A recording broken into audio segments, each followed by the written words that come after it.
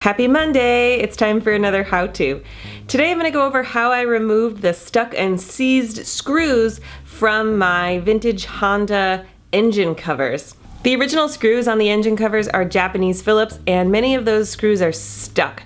So I wanted to replace them with shiny new screws. I ordered a set of engine cover screws from 4-in-1 for my 1975 Honda CB200T.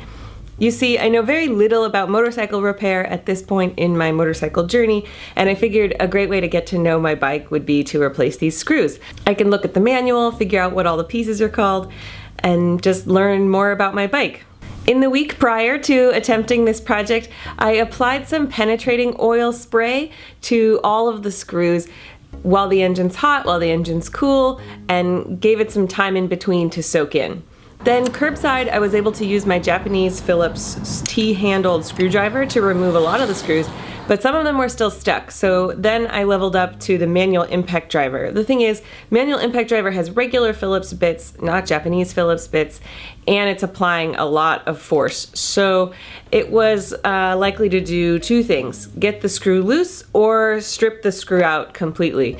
So I went up to my friend's garage in Queens where there were some more tools, some more knowledgeable eyes, and a little bit more space to work. So there we removed the foot pegs and also loosened the exhaust on the right side. We didn't remove it, we just sort of twisted it out of the way, which left enough space to get at the remaining screws.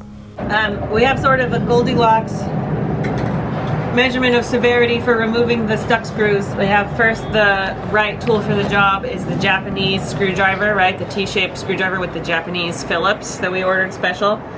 Gave a lot of extra leverage with the penetrating oil. And then when that doesn't work, you cut a slot with a cutoff wheel on your Dremel with your eye protection on. And then you can use a manual impact driver and a hammer to get it out. And then if that doesn't work, then you can use the power impact driver. If that doesn't work, you need reverse threaded drill bits. We didn't have that problem. And then I used some Allen wrenches and the anti-seize lubricant to put the new screws in. This was labeled as a complete set for my bike, but I found that two of the screws were too long. We had to grind them down with a grinding wheel, and then one screw is still missing, so I have the original screw in one place, and then there's these two extra little screws, and I couldn't figure out what those go to.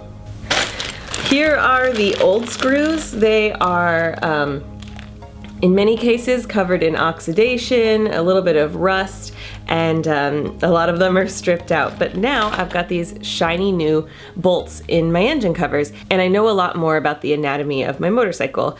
So that was my weekend project. I'm sure I'll make more motorcycle videos in the future, so subscribe to catch the next one.